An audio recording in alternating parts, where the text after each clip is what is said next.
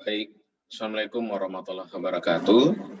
Alhamdulillah pada kesempatan ini kita masih diberikan kesehatan, kekuatan, umur yang panjang, sehingga kita masih bisa bertemu lagi dalam kegiatan MITES, mata kuliah hukum adat yang tentunya dilaksanakan secara online. Kemudian nanti juga semua mahasiswa akan menjawab semua soal-soal yang diberikan secara online melalui kolom komentar pada akun video YouTube ini. Untuk itu saya sampaikan kepada semua mahasiswa, silahkan disimak dengan baik semua soal-soalnya sehingga dapat memberikan jawaban sesuai dengan pertanyaan yang diinginkan. Dan saya sampaikan bahwa semua mahasiswa dalam memberikan jawaban tidak untuk melihat catatan atau tidak untuk melihat bahan dari Google, atau tidak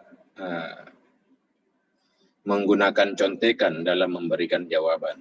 Jadi saya sangat berharap bahwa setiap mahasiswa dalam memberikan jawaban untuk setiap soal-soal di MITES ini itu sesuai dengan apa yang mahasiswa ketahui selama belajar mata kuliah hukum adat tersebut.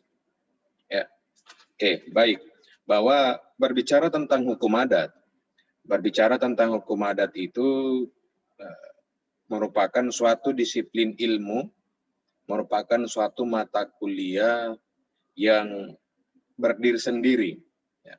Merupakan suatu mata kuliah yang berdiri sendiri di Fakultas Hukum. Di Fakultas Hukum. Karena dia berdiri sendiri, maka hukum adat juga memiliki materi khusus.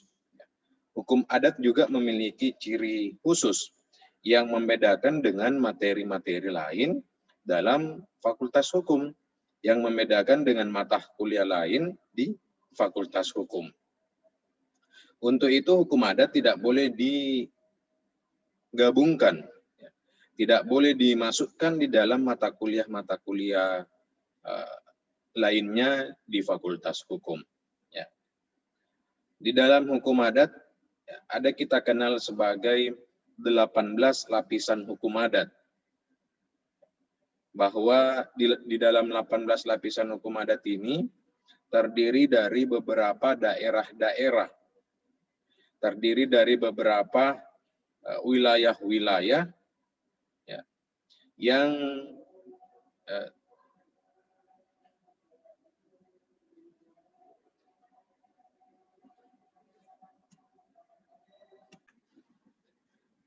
bahwa di dalam hukum adat, kita mengenal adanya 18 lapisan hukum adat tersebut. Untuk itu soal yang pertama,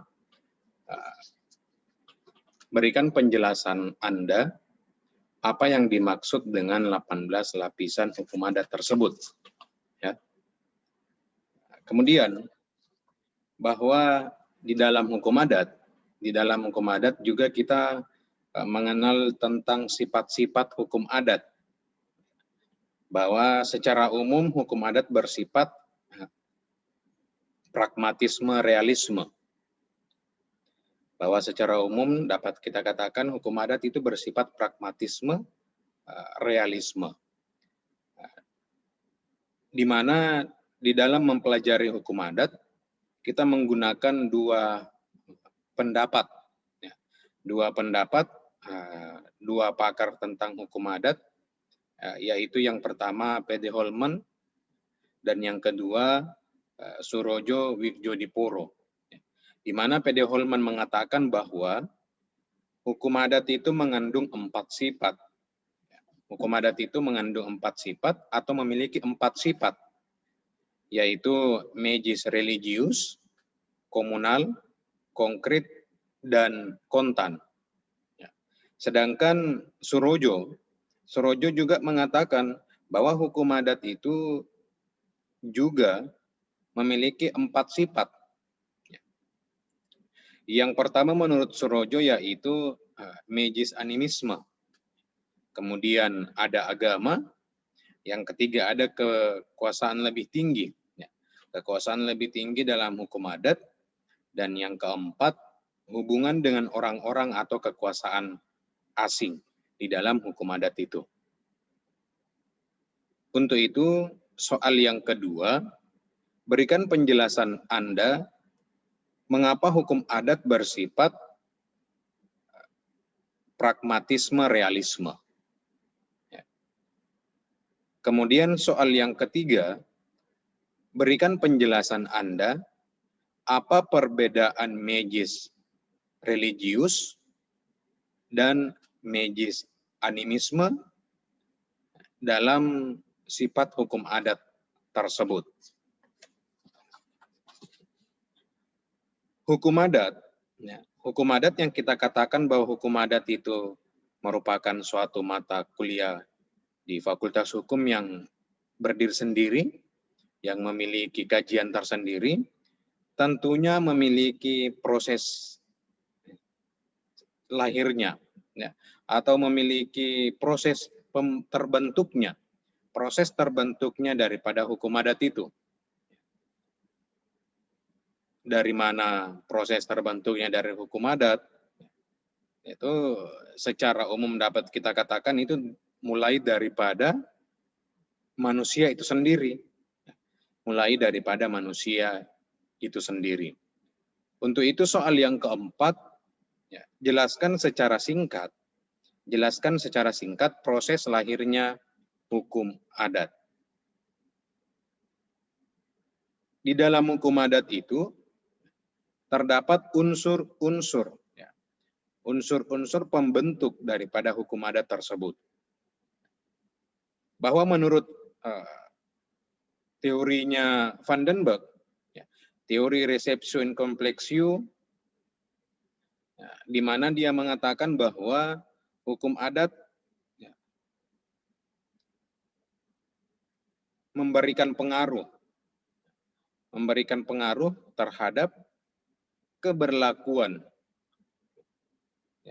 Bahwa dia mengatakan bahwa hukum agama memberikan pengaruh terhadap keberlakuan hukum adat di suatu daerah. Untuk itu soal yang kelima, berikan penjelasan Anda apakah hukum adat merupakan faktor utama yang mempengaruhi keberlakuan. Apakah hukum agama, berikan penjelasan Anda, apakah hukum agama menjadi faktor utama yang mempengaruhi pemberlakuan hukum adat di suatu daerah atau di suatu wilayah adat.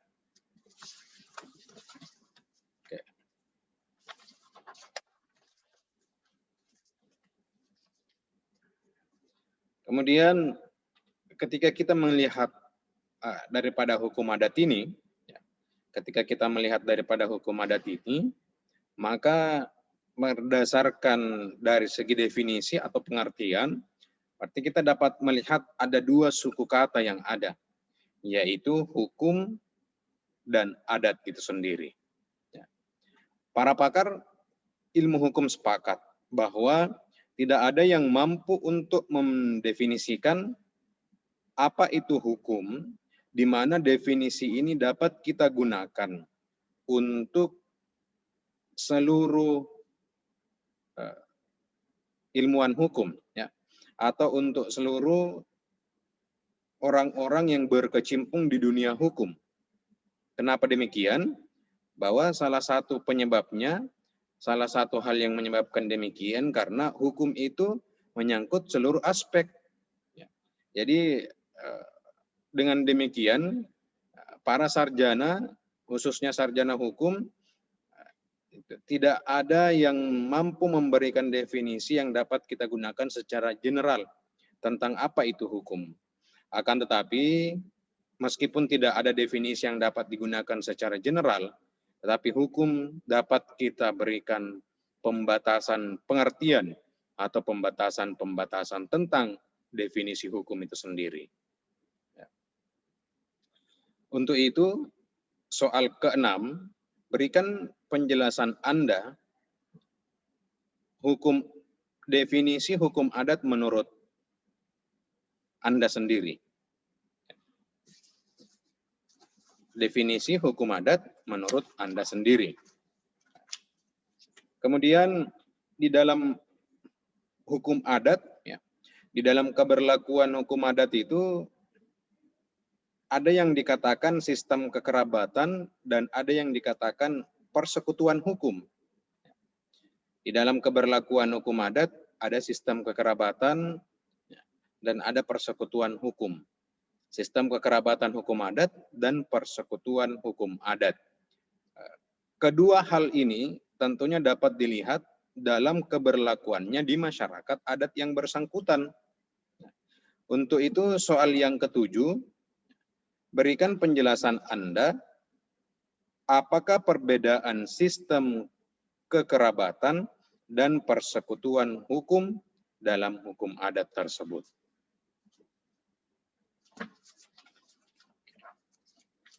Kemudian di dalam sistem kekerabatan dan di dalam persekutuan hukum adat itu dipengaruhi oleh dua faktor. Dipengaruhi oleh dua faktor. Ada yang kita kenal sebagai faktor teritorial dan ada yang kita kenal sebagai faktor genealogis. Faktor genealogis. Tentunya faktor teritorial itu adalah faktor yang menentukan sistem kekerabatan dan persekutuan hukum berdasarkan tempatnya, berdasarkan wilayahnya, atau berdasarkan daerahnya. Sedangkan faktor genealogis itu adalah faktor yang menentukan sistem kekerabatan dan persekutuan hukum di masyarakat adat berdasarkan garis keturunan atau berdasarkan hubungan darah. Untuk itu pertanyaan ke-8 sekaligus pertanyaan yang terakhir pada mites hukum adat kali ini, bahwa berikan penjelasan Anda apakah perbedaan faktor teritorial dan faktor genealogis dalam satu daerah keberlakuan hukum adat, disertai dengan contohnya. Jadi ini adalah 8 soal tentang mites kita, mites mata kuliah hukum adat. Silakan semua mahasiswa dikerjakan dengan terlebih dahulu memperhatikan semua petunjuk yang ada di kolom komentar pada akun video YouTube ini. Ya. Saya sampaikan selamat bekerja, selamat mengerjakan mitesnya, kerjakan mitesnya dengan baik, berikan jawaban sesuai dengan apa yang Anda pahami selama kita kuliah, mata kuliah hukum adat, dan be yourself, jadilah diri Anda sendiri dalam memberikan jawaban, dalam memberikan analisis tentang setiap soal-soal yang diberikan dalam rekaman video ini. Demikian saya sampaikan, saya tutup. Sekali lagi selamat bekerja dan semoga Anda bisa memberikan jawaban yang terbaik. Saya akhiri, wabillahi taufiq wa hidayah. Assalamualaikum warahmatullahi wabarakatuh.